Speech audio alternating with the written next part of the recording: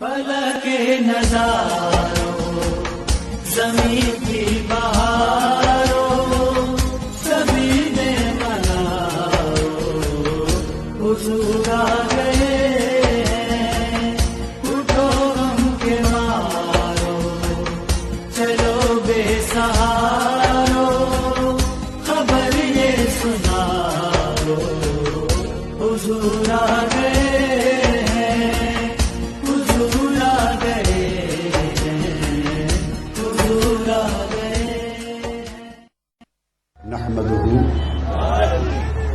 ونصلي ونسلم على سيدنا ومولانا محمد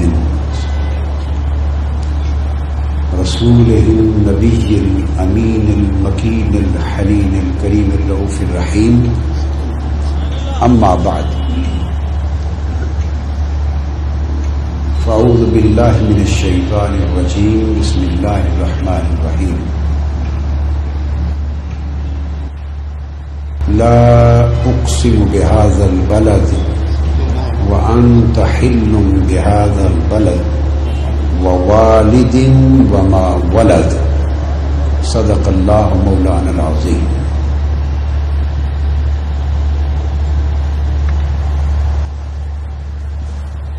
محترم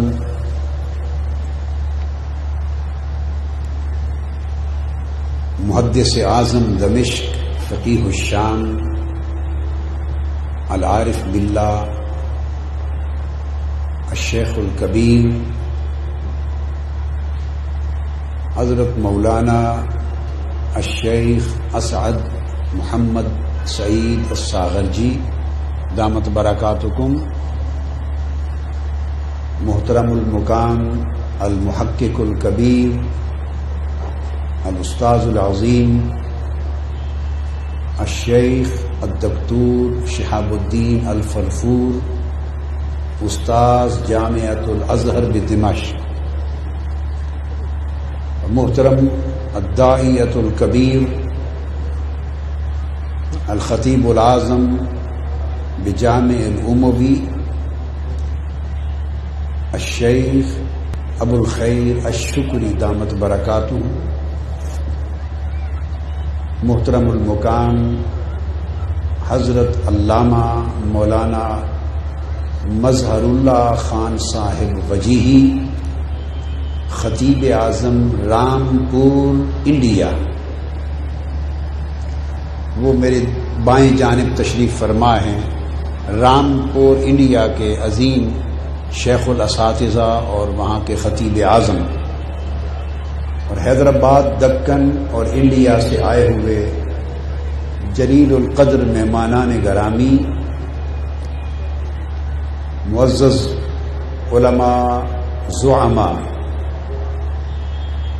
لبرٹی، گلبرگ اور گرد و نواح اور لاہور کے تعلق رکھنے والے تاجر احباب، غلامان مصطفیٰ، عاشقان رسول، خواتین و حضرات، اور بالخصوص آج کی محفل میلاد النبی صلی اللہ علیہ وآلہ وسلم کی انتظامیہ، جملہ کارکنان تحریک محبت مصطفیٰ صلی اللہ علیہ وآلہ وسلم، اور لاہور اور علاقہ حاضہ کے تمام علماء کرام، خطباء اعظام اور مبلغان عشق و غلامی مصطفیٰ، اللہ رب العزت کا شکر ہے جس کی توفیق سے ہم لبرٹی میں ایک عظیم الشان محفل میلاد مصطفیٰ صلی اللہ علیہ وآلہ وسلم میں جمع ہے، اور میں تحریک محبت مصطفیٰ کے جملہ کارکنان کو صمیم قلب سے مبارکباد پیش کرتا ہوں۔ ان احباب نے مجھ سے یہ کہا کہ آج کی گفتگو میں اس موضوع پر کروں کہ میلاد النبی صلی اللہ علیہ وآلہ وسلم کی محافل منعقد کرنا، اس کا جشن منانا اور اس کے لیے مسرت و فرحت کے اہتمام کرنا اس کو سیلیبریٹ کرنا، منانا، اس کی قرآن و حدیث میں اور شریعت اسلامیہ میں حیثیت کیا ہے؟ انہوں نے کہا کہ آج کے حاضرین کو قرآن و حدیث اور شریعت کے دلائل کی روشنی میں یہ مسئلہ سمجھا دیں۔ سو میں ان کی خواہش کی تعمیل میں آج اسی نقطے کو اپنا موضوع بنایا ہے۔ ایک بات آپ سن چکے اور جان چکے، جس کو میں شروع میں بتا دوں کہ آج کی تقریب میں آپ خوش نصیب ہیں کہ عالم عرب کے اکابر علماء اور شیوخ اور محدثین اور محققین موجود ہیں۔ ملک شام اور جامع الازہر سے تعلق رکھنے والے، اور ملک شام اس وقت میرا ایک ایک لفظ نپا تلا ہے، مبالغے پر مبنی نہیں ہے، نہ میں کبھی مبالغے کی بات کرتا ہوں۔ آپ کے علم میں لانا چاہتا ہوں یہ بات کہ ملک شام اس وقت روئے زمین پر علم دین کا اور علم شریعت کا، علم کا سب سے بڑا مرکز ملک شام ہے، دمشق ہے، اور دوسرا تاریخی مرکز پھر الازہر مصر ہے، اور تیسرا علم دین کا، علم شریعت کا بڑا مرکز سرزمین بغداد ہے۔ میں تو بعد میں بیان کروں گا ہی، مگر انہوں نے اپنی زبان سے شہادت دی کہ جشن میلاد مصطفیٰ صرف پاک و ہند میں نہیں منایا جاتا، یہ سارے عالم عرب اور عالم اسلام کا معمول ہے۔ صرف سعودی عرب کے ایک محدود خطے کو چھوڑ کر، اور وہ بھی محض 75 سال سے، آج سے 75 سال پہلے پوری تاریخ میں حرمین شریفین میں بھی جشن میلاد مصطفیٰ آپ سے بڑھ کر دھوم دھام سے منایا جاتا تھا۔ انہوں نے یہ بات آپ کو بیان کر دی، اور میں تو پھر پورے عالم عرب، عالم اسلام میں ان کی محافل میلاد میں شریک ہوتا ہوں۔ دنیا کا کوئی کونا ایسا نہیں جہاں مصطفیٰ کے میلاد کا جشن نہ منایا جاتا صلی اللہ علیہ وسلم۔ یہ پوری امت کا معمول ہے۔ اس کا انکار کرنے والے احباب عالم اسلام اور عالم عرب میں تعداد کے اعتبار سے آٹے میں نمک کی حیثیت بھی نہیں رکھتے، آٹے میں نمک کی حیثیت بھی نہیں رکھتے۔ اب میں آپ کو اس موضوع کی علمی حیثیت سمجھانا چاہتا ہوں۔ سب سے پہلے جو نقطہ میں واضح کروں گا، سب سے پہلے ایک بات ذہن نشین کر لیں کہ بعض ذہنوں کو ایک مغالطہ ہے، اور وہ یہ کہ اسلام میں یہ جو سیلیبریشن ہوتی ہے، سیلیبریشن، بعض مواقع کو منانا، سیلیبریٹ کرنا، بعض لوگ سمجھتے ہیں کہ سیلیبریشن یہ اسلام کی روایت نہیں ہے، یہ علاقائی، جغرافیائی یا پاکستان اور ہندوستان کی ثقافتی روایت ہے۔ سیلیبریشن کا تعلق اسلام سے نہیں ہے۔ پہلے اس نقطے سے شروع کرتے ہیں۔ یہ بات ذہن نشین کر لیں کہ سیلیبریٹ کرنا، کسی شے کو منانا، اس کی یاد کو منانا اور ہمیشہ تکرار سے منانا، یہ عین اسلام ہے، عین اسلام۔ نماز، پنجگانہ نماز، پنجگانہ نماز، پانچوں فرائض، آج آپ کو بتا دوں یہ بھی سیلیبریشن ہے، یہ بھی کسی کی یاد منائی جاتی ہے۔ یہ جو فرائض خمسہ ہے، نماز پنجگانہ، سن لیں، یہ بھی پیغمبروں کی یاد منائی جاتی ہے۔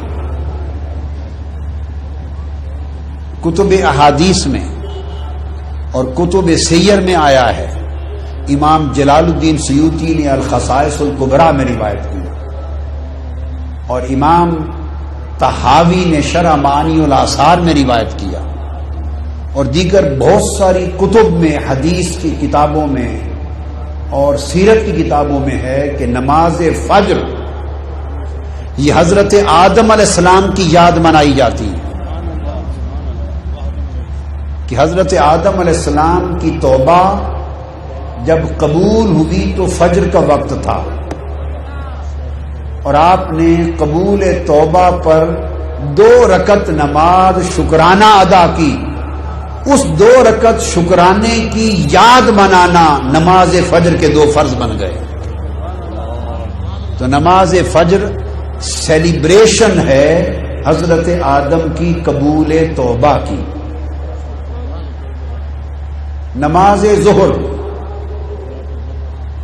سیدنا ابراہیم علیہ السلام کی سیلیبریشن ہے۔ کتب حدیث میں آتا ہے کہ حضرت اسحاق علیہ السلام ان کی دعا کے نتیجے میں انہیں جب عطا ہوئے، ولادت ہوئی، تو ظہر کا وقت تھا۔ آپ نے ان کی ولادت پر شکرانے کی 4 رکعتیں نفل پڑھی۔ وہ 4 رکعتیں حضرت ابراہیم کا شکرانہ امت محمدی کے لیے نماز ظہر بن گئی۔ نماز سے بڑی نکتہ سمجھ لیں، اللہ کی عبادت کوئی نہیں۔ بین العبد و بین الکفر ترک الصلاۃ، مومن اور کافر کے درمیان فرق نماز ہے۔ افضل العبادات نماز، علامت ایمان ہے۔ اللہ رب العزت کی عین عبادت نماز، اس نماز کو بھی اس نے اپنے محبوب پیغمبروں کی یادگاریں بنا رکھا ہے۔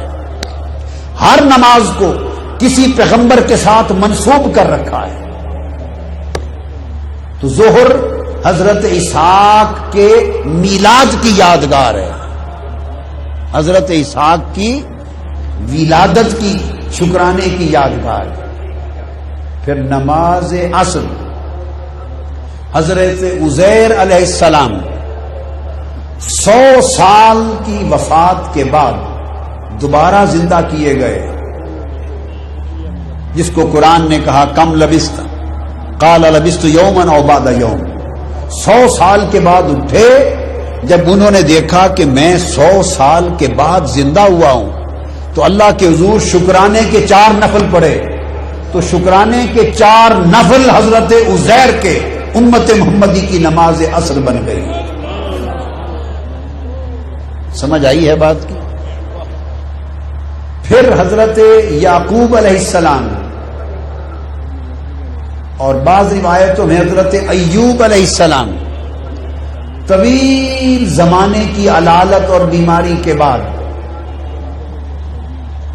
کمزور ہو گئے تھے، انہوں نے 4 رکعت شکرانے کے نفل پڑھے صحت یابی کے۔ مغرب کا وقت تھا، جب 4 رکعت نفل شروع کیے، 3 رکعتیں پڑھی تھی، چوتھی پر اٹھنے کی کوشش کی، اٹھ نہ سکے، کمزور ہو گئے تھے، علالت تھی، بیٹھ گئے 3 رکعتوں پر۔ خدا نے کہا کہ 3 رکعتیں امت محمدی کی نماز مغرب بنا دی۔ پھر حضرت یونس علیہ السلام مچھلی کے پیٹ میں رہے، 40 دن کے بعد مچھلی کے پیٹ سے نکلے، 4 رکعت شکرانے کے پڑھے، امت مصطفیٰ کے لیے نماز عشاء بنا دی۔ اب جو پہلا نقطہ میں نے سمجھایا حدیث کی روشنی میں کہ نماز سے بڑھ کر اللہ کی عبادت نہیں، نماز سے بڑھ کر اونچی اللہ کی کوئی عبادت نہیں، تو جو سب سے عرفہ عبادت ہے نماز، جو معراج المؤمنین ہے، جو معراج المؤمنین ہے، اس نے اس نماز کو بھی مجرد یعنی اپنے نبی کی نسبت کے بغیر نماز بھی قبول نہیں کی. پانچوں نمازوں کو کسی نہ کسی نبی کے ساتھ جوڑ رکھا ہے، پیوستہ کر رکھا ہے. نماز نبی کے ساتھ جڑی تو مصطفیٰ کی امت کا فرض بن گئی. یہ اس کی عبادت ہے. تو یہ نماز پنجگانہ کیا ہے؟ نبیوں کی شکرانوں کی سیلیبریشن، انبیاء کے شکرانوں کی سیلیبریشن ہم سیلیبریٹ کرتے ہیں. ہر روز 5 مرتبہ سیلیبریٹ کرتے ہیں. کن کو؟ نبیوں کو. اور وہ سیلیبریشن ہماری نماز پنجگانہ بن گئی. اسی طرح حج کیا ہے؟ حج، مناسک کے حج سارے کے سارے نبیوں کی یادگاریں ہیں. سب مناسک کے حج سیلیبریشن ہے. میں ابھی پہلا وہ نقطہ سمجھا رہا ہوں کہ ذہن کلیئر ہو جائیں. یہ خیال جہالت ہے کہ اسلام میں سیلیبریشن نہیں. اسلام سارا سیلیبریشن ہے. اسلام سارا سیلیبریشن.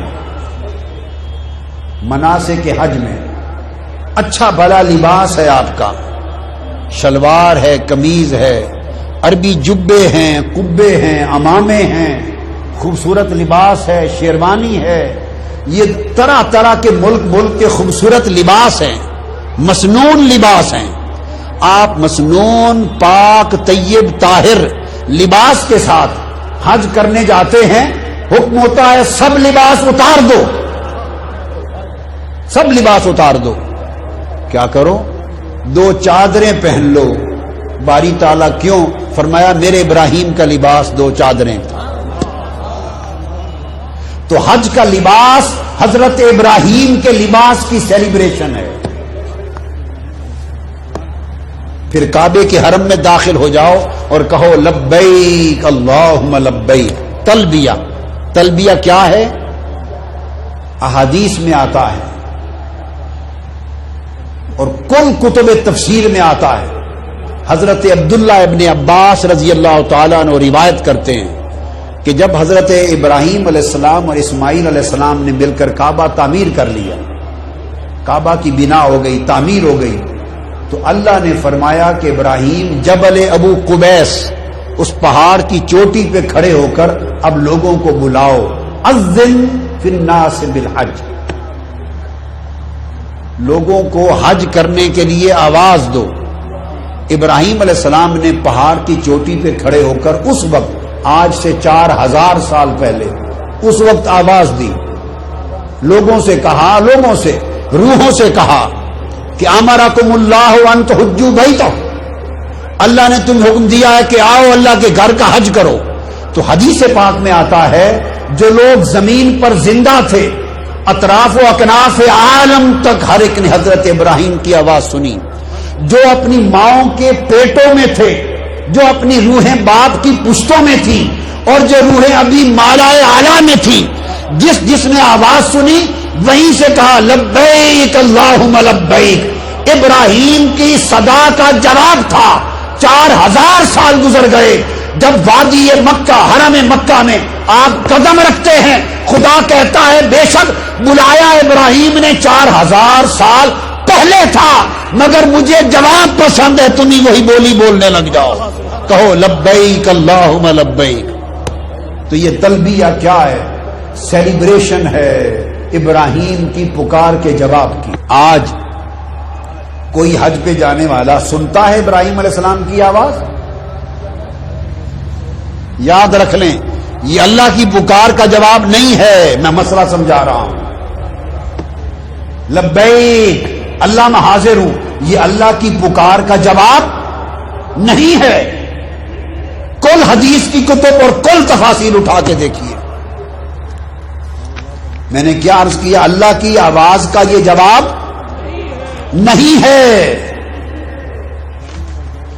حاکم المستدرک اٹھا کے دیکھیے، بہقی کی السنن الکبریٰ اٹھا کے دیکھیے، بہقی کی شعب الایمان اٹھا کے دیکھیے، امام طبری کی تاریخ طبری دیکھیے، جامع البیان دیکھیے، عبداللہ ابن عباس کے شاگرد تابعی حضرت مجاہد، ان کی تفسیر دیکھیے، امام سیوطی کی الدر المنصور دیکھیے، امام اسقلانی کی فتح الباری دیکھیے، جو کتاب اٹھا کے دیکھیں۔ بتانا چاہتا ہوں لبیک اللہم لبیک اللہ کی کسی ندا کا جواب بولیے نہیں ہے، ابراہیم علیہ السلام کی ندا کا جواب ہے۔ اللہ کی پکار کا آواز نہیں ہے، پھر کہہ رہا ہوں حضرت ابراہیم کی پکار کا جواب ہے، اور وہ پکار آپ نہیں سنتے، جواب دیتے، تو گویا یہ بھی یادگار ہے۔ پھر اس کے بعد یہی حدیث جو میں نے بیان کی کہ یہ اللہ کی پکار نہیں، ابراہیم علیہ السلام کی پکار کا جواب ہے، یہ مصنف ابن ابی شیبہ میں بھی ہے، امام شوکانی نے بھی اس کو بیان کیا، علامہ آلوسی نے بیان کیا، امام ابن عبد البر نے التمہید میں بیان کیا، امام زیلعی نے اس کو نصب الرایا میں بیان کیا۔ جو کتاب حدیث کی، سیرت کی، تفسیر کی، فقہ کی جو اٹھا لے، تو یہ ان کی پکار کی سیلیبریشن ہے، ہم جو تلبیہ کرتے ہیں۔ پھر اس کے بعد آپ عرفات میں جمع ہوتے ہیں، عرفات کو جمع ہونا زوال سے غروب کے درمیان حج ہے، حج کے لیے نہ کوئی نفل ہے، نہ کوئی خطبہ واجب ہے، نہ نفل ہے، نہ کسی قرآن کی سورت کی تلاوت ہے، نہ ذکر اذکار ہے، نہ خاص دعا ہے، نہ خاص طرز کی عبادت ہے، کچھ نہیں۔ کچھ آتا ہے تو پڑھ لیں، کچھ نہیں آتا تو کچھ نہ پڑھیں، گونگے بہرے گونگے بن کر زور سے مغرب کے درمیان میدان عرفات میں پہنچ جائیں، تم حاجی ہو گئے، کچھ نہیں کرنا، حج ہو گیا۔ کیوں کہ وقوف عرفات میں جمع ہو جانا یہ یادگار سیلیبریشن ہے ملاقات حضرت آدم و حوا کی۔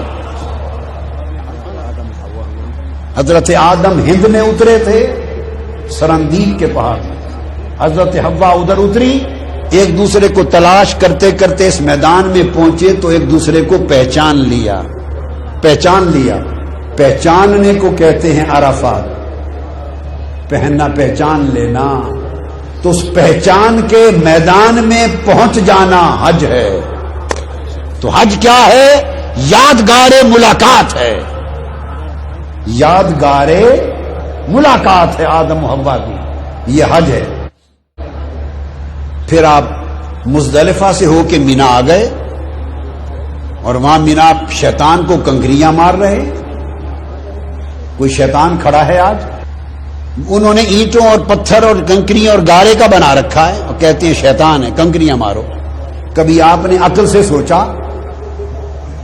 آپ 3 دن تینوں شیطانوں کو کنکریاں مارتے ہیں، کبھی سوچا کاہے کی کنکریاں؟ بھئی شیطان تو آیا تھا حضرت اسماعیل علیہ السلام کو روکنے، تو آپ نے کنکریاں مار کے اسے بھگایا تھا، اب نہ شیطان وہاں، نہ آپ کو روکنے والا، نہ ابراہیم و اسماعیل، نہ بھگانے کے لیے کنکریوں کی ضرورت، اب پتھر کے ستون ہیں، انہیں شیطان کا نام دے کے کنکریاں مارے جا رہے ہو، عقل کو گھر رکھ کے آئے ہو، عقل و خیرت کو گھر رکھ کے آئے ہو، کنکریاں مار رہے ہو، کیا اسماعیل کی ایک یاد ہے، ادا کی یاد منا رہے ہیں، ادائے اسماعیل کی یاد منا رہے ہیں۔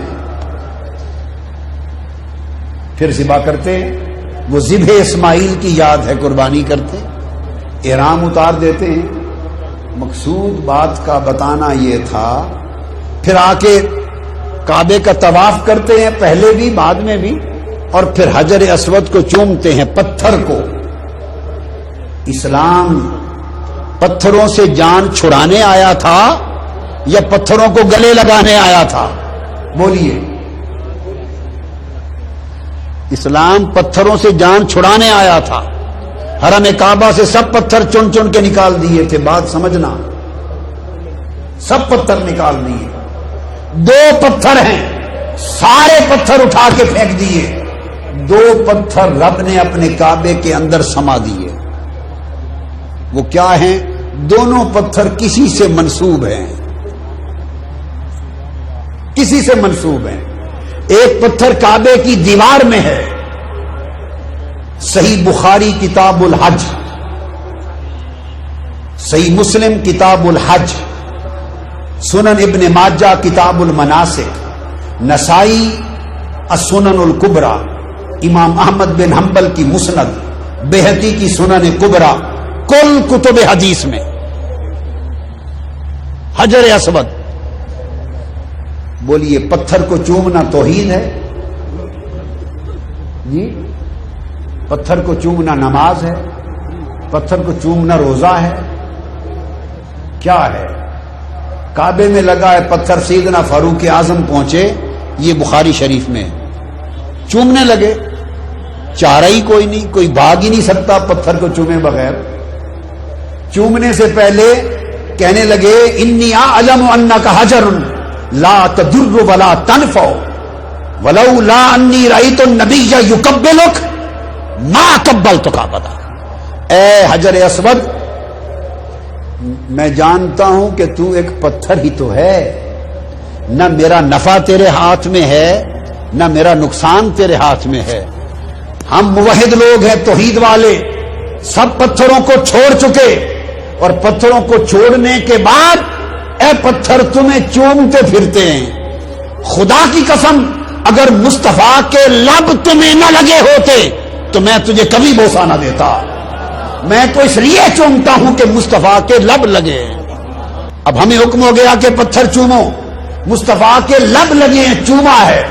اب یہ بات وہ کہہ گئے اور چومتے رہے، مگر یہ بات سمجھ نہ آئی کہ وہ تصور میں حجر اسود کو چوم رہے تھے یا مصطفیٰ کے لبوں کو چوم رہے تھے.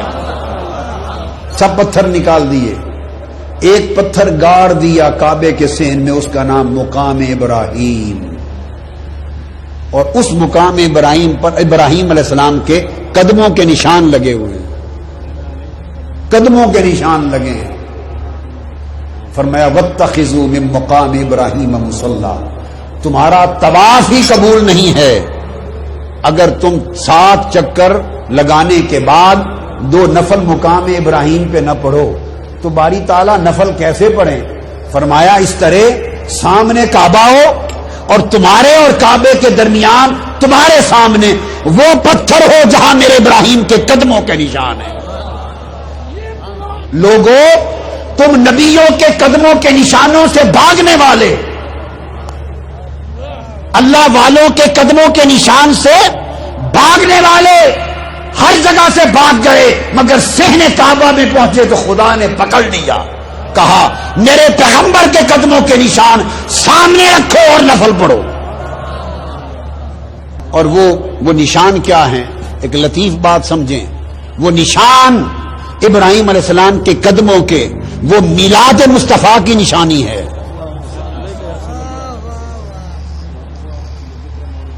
قدمہ سیدنا ابراہیم علیہ السلام یا علامت میلاد المصطفیٰ، حضور کے میلاد کی نشانی ہے. آپ کہیں گے وہ کیسے؟ یہ وہ پتھر تھا جس پہ کھڑے ہو کے ابراہیم علیہ السلام نے کعبہ تعمیر کیا. اس پر کھڑے تھے، تعمیر کیا تو پتھر پگھل گیا اور آپ کے قدموں کے نشان ثبت ہو گئے، پتھر کے سینے میں لگ گئے قدموں. جب کعبہ بن گیا ابراہیم علیہ السلام اسی پتھر پہ کھڑے تھے، اسی پتھر پہ کھڑے تھے. اب عرض کیا باری تعالیٰ میں نے تیرا گھر بنا دیا، اب اجازت ہو تو تجھ سے مزدوری مانگ لیں، مزدوری اجرت مانگ لیں. نحن نسأل اجرا منک لہذا البنا. اللہ نے فرمایا مانگ لو، کیا مانگتے ہو؟ ابراہیم علیہ السلام نے عرض کیا باری تعالیٰ وَاجْعَلْنَا أُمَّةً مُسْلِمَةً لَكَ وَأَرِنَا مَنَاسِكَنَا. یہ مانگ کر پھر فرمایا وَابْعَثْ فِيهِمْ رَسُولًا مِّنْهُمْ. میرے مولا مزدوری اتنی دے اس کعبے کی تعمیر کی کہ وہ امت جس میں نبی آخر الزمان آنے والا ہے وہ امت ہماری اولاد سے ہو، اور اتنی مزدوری دے دے کہ مجھے مصطفیٰ کا دادا بنا دے، مجھے مصطفیٰ کا باپ بنا دے. اجعلنی جد محمد المصطفیٰ ہذہ اجرتا وابعث فیہم رسولا، یعنی واجعل فیہم رسولا ای واجعل فی ذریتنا محمدا نبیا آخر الزمان. حضور کو ہماری اولاد میں پیدا کر. کیا مطلب؟ مجھے محمد کا بولو دادا بنا دے، کیونکہ قیامت کے دن ہر کسی کو نسبت سے پکارا جائے گا. جب میری باری آئے ابراہیم تو مجھے مصطفیٰ کا دادا